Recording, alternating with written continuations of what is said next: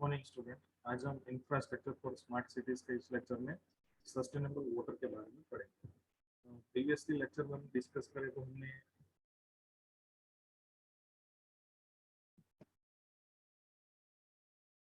Previously lecture में हमने जो डिस्कस किया था तो फर्स्ट था स्टोरेज ऑफ वाटर की वाटर को कैसे स्टोरेज करना है, फिर उसके कुछ डिफरेंट डिफरेंट टेक्निक्स थे वो हमने देखे थे। फिर हमने कन्वेंस ऑफ वाटर, एक बार वाटर का स्टोरेज हो गया तो उससे हमें सिटीज के जो सिटीजन है उसको वाटर डिस्ट्रीब्यूट कैसे करें, तो कन्वेंस सिस्टम के बारे में पढ़ा था।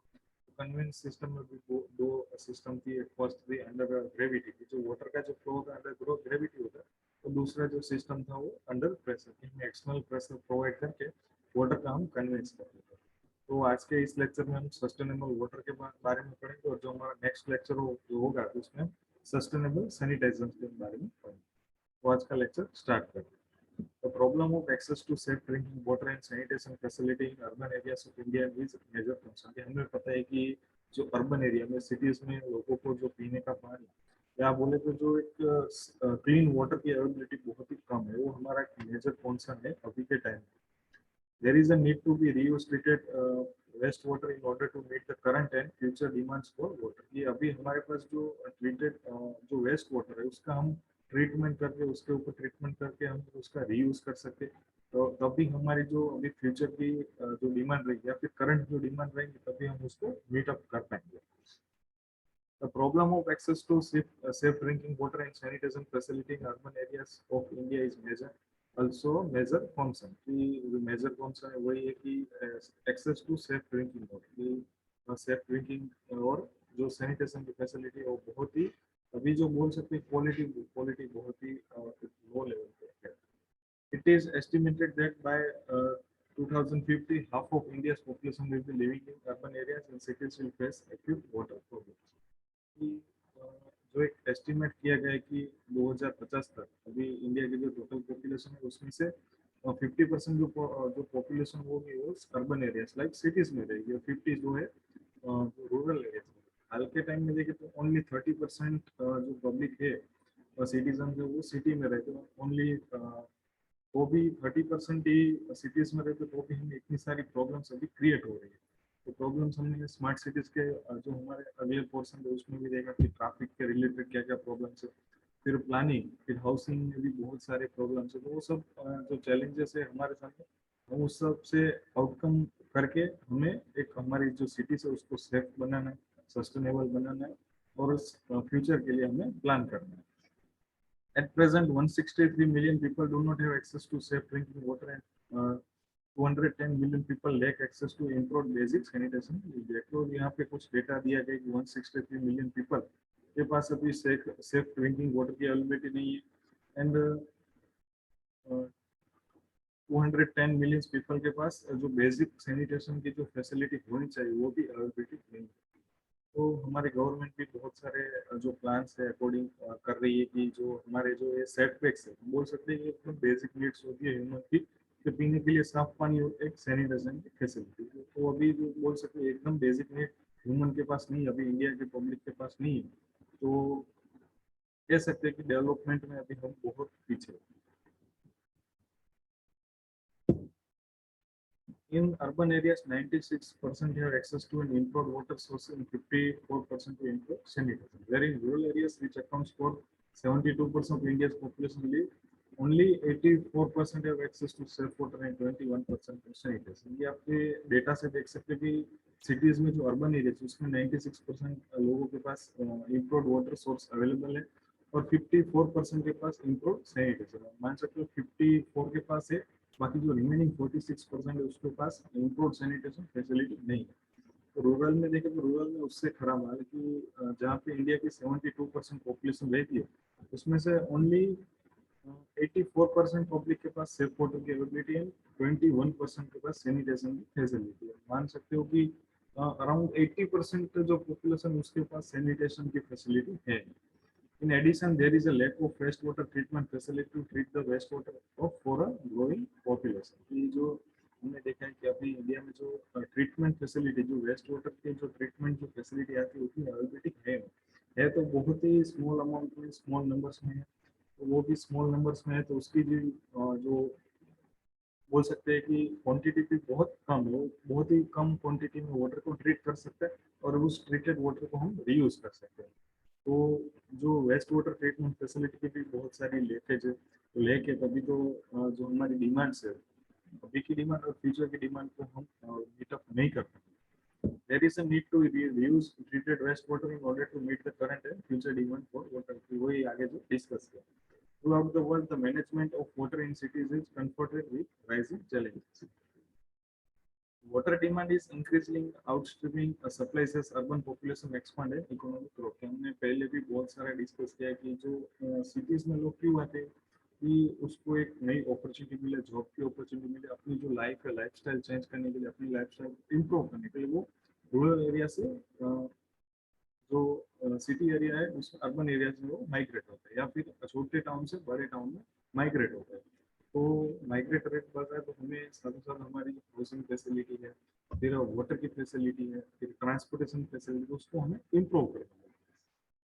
तो flooding is becoming more frequent as urbanisation spread and natural hydrological reserves are altered. कि फ्लडिंग की सिचुएशन भी बहुत सारी सिटीज में आ रही है, क्योंकि क्या हो रहा है कि अर्बनाइजेशन स्प्रेड मतलब बहुत सारे लोग माइग्रेट होकर अर्बन एरियाज में आते हैं, और जो नेचुरल हाइड्रोलॉजिकल रिजिम्स थे कि जो लाइक नेचुरल बॉडीज थी, नेचुरल वाटर बॉडीज थी, तो उसके रूट अल्टर कर दिया, फिर उसकी जो लेंथ थी तो लेंथ में भी शॉर्टेज कर दिया, तो फ्लड की सिचुएशन वहाँ पे क्रिएट होती है। फिर नेक्स्ट है the health of citizen particularly in low income neighbourhoods. की जो लो इनकम नेबरहुड को क्या होगा, वो स्लम्स एरिया में रहता है, स्लम्स एरिया में रहते होंगे तो वहाँ पे जो बेसिक जो फैसिलिटी है लाइक वाटर की एंड सैनिटाइजर की वो भी अवेलेबिलिटी नहीं है। तो क्या होगा कि उसका जो अफेक्ट वो क्या होगा कि सिटीजन के ऊपर पड़ेगी, सिटीजन की हेल्थ के ऊपर पड़ेगी। A lack of adequate sanitation service which causes outbreak of waterborne disease। कि waterborne की disease भी होते हैं, हमने भी पहले भी देखा है कि cities के slums area से या फिर उसके आउटसाइड के जो एरिया है वहाँ पे ये प्रॉब्लम्स रहती है। और infrastructure increasing fuel cost and the impact of climate change further amplify the pressure on urban water system. हमें पता है कि जो इंफ्रास्ट्रक्चर भी ग्रोथ रेट बहुत ही ज्यादा है, उसका भी नेगेटिव इम्पैक्ट एनवायरमेंट के ऊपर बहुत ज्यादा है। फिर फ्यूल कॉस्ट भी इंक्रीज होगा, साथ ही साथ उसका फ्यूल का भी इफेक्ट, या आप बोल सकते हैं कि जो वॉइस नॉइज पोल्यूशन है, फिर एयर पोल्यूशन, उसका भी इम्पैक्ट हमारे क्लाइमेट के ऊपर बहुत सारा पड़ता है। और क्लाइमेट चेंज भी एक बोल सकते हैं मेजर कॉन्सर्न है फ्यूचर के लिए। तो सबकी जो इफेक्ट रहता है हमारी अर्बन वाटर सिस्टम के ऊपर।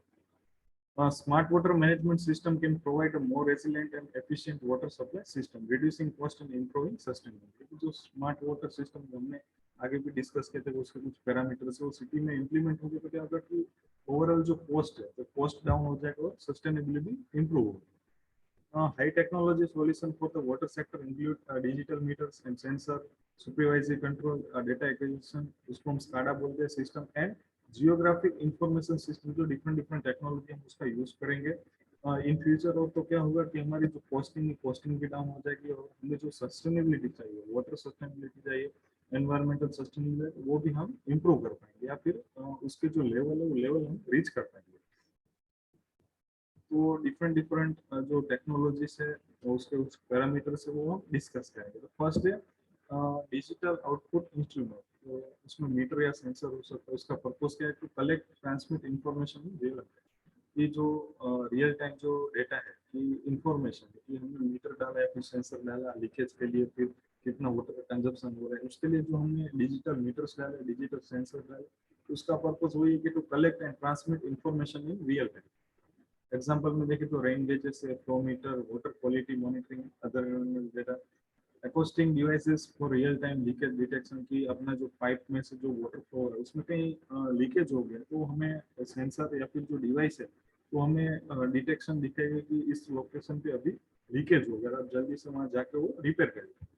Video camera for asset management, smart water meters for measuring consumption की वाटर सिटी में वाटर का कितना कंजप्शन हो रहा है, फिर सोसाइटी में या फिर पर हाउस कितना वाटर का कंजप्शन हो रहा है वो मीटर में से मेजर करते हैं।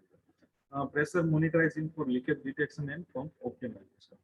ये जो सेकंड हमारी जो सिस्टम है वो SCADA system, to process information and remotely operate and optimise system process. तो उसका एप्लीकेशंस क्या है, तो प्रेशर मैनेजमेंट, फिर पंप स्टेशन ऑप्टिमाइजेशन के सिटीज के जो डिफरेंट डिफरेंट पंप स्टेशन उसका ऑप्टिमाइजेशन, फिर जो हमारा जो कन्वेंस सिस्टम है या फिर पाइप सिस्टम है, तो उसमें से जो वाटर फ्लो है उसकी प्रेशर कितनी है, कभी प्रेशर लो रखनी है, कभी प्रेशर हाई रखनी है, पीक आवर्स में कितनी प्रेशर रखनी है। फिर वाटर ट्रीटमेंट प्लांट कंट्रोल, ये जो सिटीज में हमने जो वेस्ट वाटर है उसके ट्रीटमेंट के लिए जो भी प्लांट डाले तो उसके कंट्रोल के लिए, sewage treatment plant control, environmental control, reservoir flows, तो ये स्काडा सिस्टम में सब इंक्लूड होता है। स्काडा सिस्टम के ये सब एग्जाम्पल्स है। फिर थर्ड जो हमारा कंपोनेंट्स है वो जीआईएस की, जो हमने जीआईएस के आगे भी एडवांटेजेस देखे थे ट्रांसपोर्टेशन में। तो आज हम वाटर के रिलेटेड, वाटर मैनेजमेंट के रिलेटेड जीआईएस का क्या एप्लीकेशन है, to store, manage, manipulate and analyse spatial information. ये जो भी डिफरेंट डिफरेंट इंफॉर्मेशन उसको स्टोर करता है, मैनेज करता है और मैनिपुलेट करता है। उसके एग्जांपल में देखें तो एसेट मैपिंग है, asset management, fully integrated network models, environmental data analysis and management. तो ये थे जीआईएस के एप्लीकेशन। फिर जो डिफरेंट डिफरेंट जो सॉफ्टवेयर यूज होते हैं वाटर मैनेजमेंट के लिए, तो to store, use and report data, for modelling infrastructure and environmental system, to improve design, decision making and risk management. Future के लिए भी जो डिजाइन करेंगे water conveyance system, water distribution, तो हमें जो पास्ट के जो डेटा है उससे हमें आइडिया लगेगा हमें फ्यूचर के लिए कैसी डिजाइन करनी है, या फिर अभी इम्प्रूव करना है, ऑलरेडी जो एग्जिस्टेड है उसमें कुछ इम्प्रूवमेंट लाना है डिजाइन, तो वो भी हम सॉफ्टवेयर की मदद से कर सकते हैं। Usually integrated with GIS and SCADA system to manage water network, control pressure and monitor leakage। इस SCADA और GIS की मदद से हम जो वाटर का जो नेटवर्क है वो हम एक जगह बैठ के वो पूरा सिटीज का नेटवर्क मैनेज कर सकते हैं, फिर प्रेशर का कंट्रोल कर सकते हैं एंड मॉनिटर लीकेज, कहीं पे लीकेज हुआ है उसका मॉनिटर कर सकते हैं, या फिर उसको जल्दी से हम डिटेक्ट करके हम उसको रिपेयर भी कर सकते हैं। Improve decision making and risk management, customer databases, smart metering, billing and collection की, स्मार्ट मीटरिंग के सिटी में या फिर सोसाइटी में या फिर पर हाउस कितना कंजप्शन हो उसके हिसाब से हम उसको बिल कर सकते हैं कि आपने मंथली इतना जो वाटर का कंजप्शन किया, और आप वहाँ से ऑटोमेटिकली डिजिटली आप जो मनी है मनी का भी कलेक्शन कर सकते हैं।